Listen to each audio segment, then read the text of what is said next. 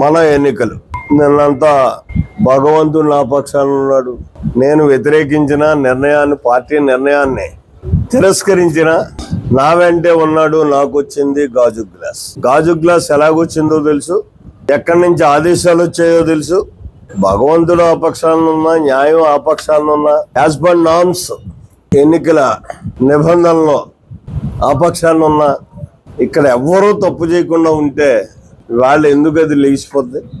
ఇక్కడ court judgement కాదు, క్లియర్గా తెలుసుకోవాల్సింది ఏంటంటే వాళ్ళు తప్పు చేశారు. ఎలక్షన్ కమిషన్ ఇక్కడ ఉన్నటువంటి ఆర్ఓ అనడానికి నిదర్శనం.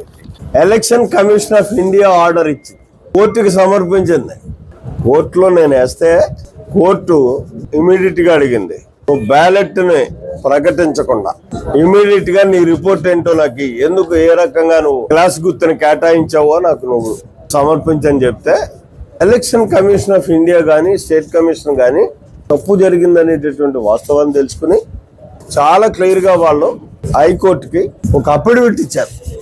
అసలు మేము గాజు గ్లాస్ గుర్తునే ఎవరైతే ఎంపీ అభ్యర్థిగా పోటీ చేస్తున్నటువంటి వాళ్ళు ఉన్నారో అక్కడ కన్ఫ్యూజ్ అవుతుంది కాబట్టి పెయిర్ ఎలక్షన్ జరగదు కాబట్టి ఆ గుర్తు జోలికి అక్కడ పోవు అని చెప్పి, అంటే తప్పును ఎవడో ఒప్పుకోలేదు కదా, ఒప్పుకోలేక ఇక్కడ క్లియర్ గా ఈ ఆర్డర్ ఇచ్చారు. ఈ ఆర్డర్ ఇవ్వడంలో పాపం గాజు గ్లాస్ లేచిపోయింది. ఈ గుర్తున్నా గుర్తు లేకపోయినా నాకు ఒరిగింది ఏమీ లేదు.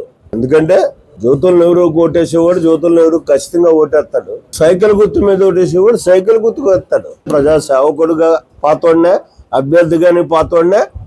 సైకిల్ గుర్తు కూడా 40 సంవత్సరాలు బట్టి ప్రజల్లో ఉన్నదే, ఇదే కొత్తగా పుట్టుకురాలా.